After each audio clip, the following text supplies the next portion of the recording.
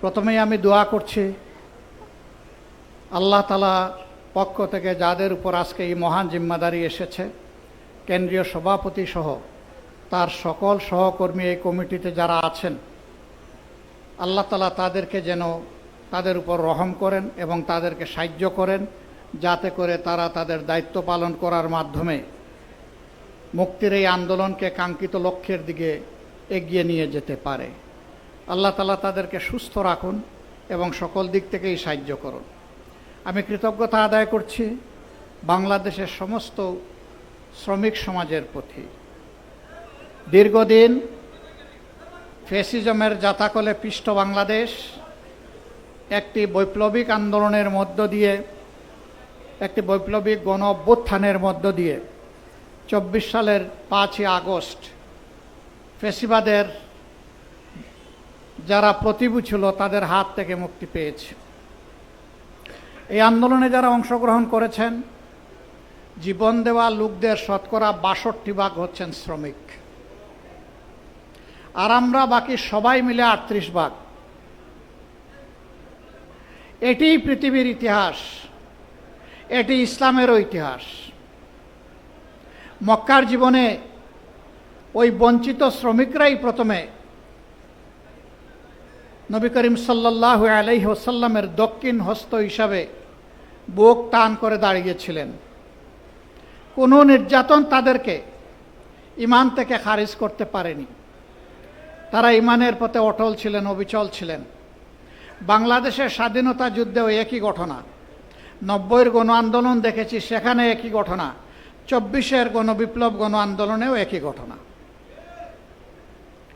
এই শ্রমিক সমাজের প্রত্যাশা, দাবি, চাহিদা রাষ্ট্রের কাছে খুবই মামুলি, কিন্তু দুঃখের বিষয় এই সামান্যটুকু চাহিদাও তাদের এখন পর্যন্ত কোনো রাষ্ট্র ব্যবস্থা, কোনো সরকারই পরিপূরণ করতে পারেনি। তার কারণ যারা রাষ্ট্র ব্যবস্থাপনায় যান তারা ওই শ্রমিকদের অঙ্গন থেকে উঠে আসেননি। তারা সোনার চামচ রূপার কাঠে হাতে নিয়ে জন্ম নিয়েছেন। তারা শ্রমিকদের দুঃখ বুঝবে কিভাবে? তাদের বেশিরভাগ ব্যবসায়ী মালিক। ব্যবসায়ী মালিক হওয়া কোনো অপরাধ নয়।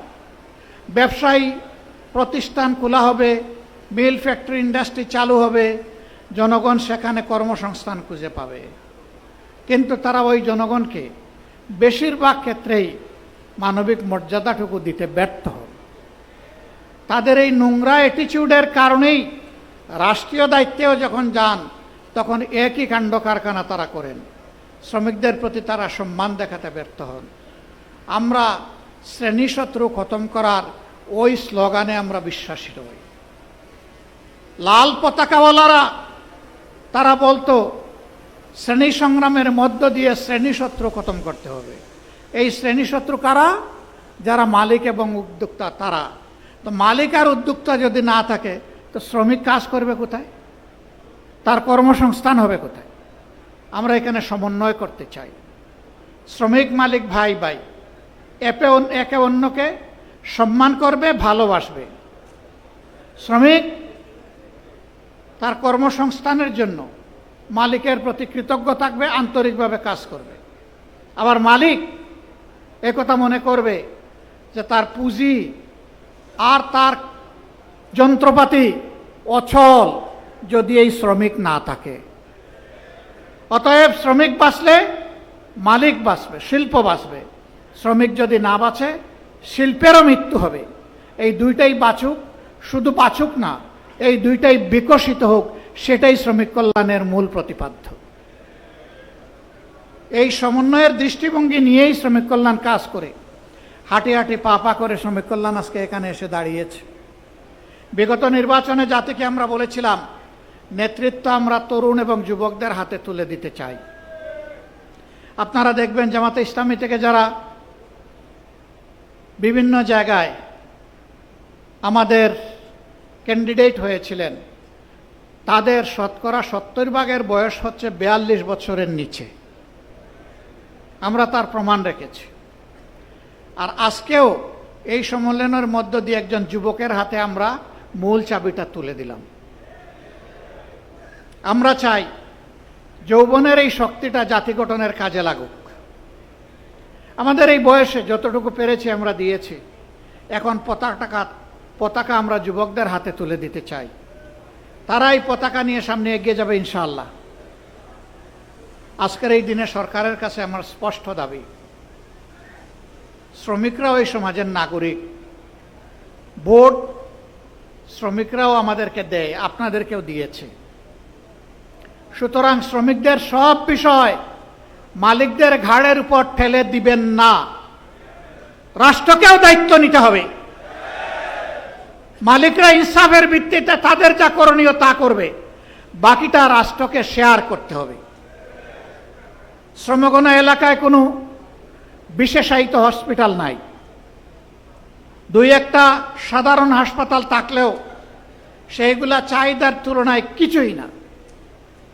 আমরা দাবি করব শ্রমগণা এলাকাগুলোতে অবশ্যই মানসম্মত সাধারণ হাসপাতাল যেমন থাকবে, তেমন বিশেষায়িত হাসপাতালও সরকারকে গড়ে তুলতে হবে। এবং শ্রমিকদের চিকিৎসা সঙ্গতভাবেই এর ব্যয়ভার সরকার এবং মালিক পক্ষকে শেয়ার করে বহন করতে হবে। কারণ শ্রমিকদেরকে যা বেতন ভাতা দেওয়া হয় তা দিয়ে পেটের জুগানি হয় না, চিকিৎসার খরচ বাঁচাবে কোত্থেকে? পাশাপাশি শ্রমিকদের সন্তানদেরকে মানুষ করার, শিক্ষিত নাগরিক হিসেবে গড়ে তোলার দায়িত্ব পরিপূর্ণভাবে শুধু সরকারকেই নিতে হবে।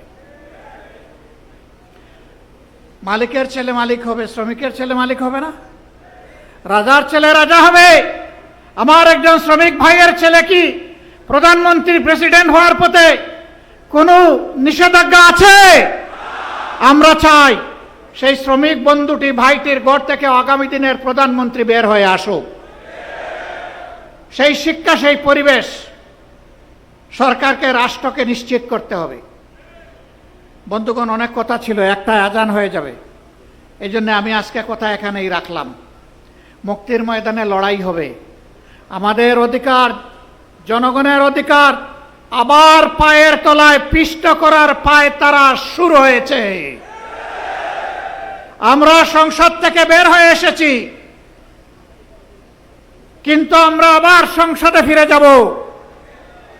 মাঝখানের জনগণকে সাথে নিয়ে জনগণের মুক্তির আন্দোলন আমরা গড়ে তুলব। এই আন্দোলনে জনগণের অধিকারের ব্যাপারে আমরা সরকার কিংবা যে কোনো কর্তৃপক্ষকে ইনশাআল্লাহ চুল পরিমাণ ছাড় দেব না। সেই আন্দোলনে অতীতের মতো গৌরবময় ভূমিকা পালন করার জন্য এগিয়ে আসার আহ্বান আপনাদের মাধ্যমে আমি গোটা শ্রমিক সমাজের কাছে রাখলাম। ইনশাআল্লাহ মুক্তির ময়দানে, আন্দোলনে, জনগণের মুক্তির লড়াইয়ে আবার দেখা হবে রাজপথে। আসসালামু আলাইকুম ওয়া রাহমাতুল্লাহ। বাংলাদেশ শ্রমিক কল্যাণ ফেডারেশন জিন্দাবাদ। বাংলাদেশ জামাতে ইসলামী জিন্দাবাদ।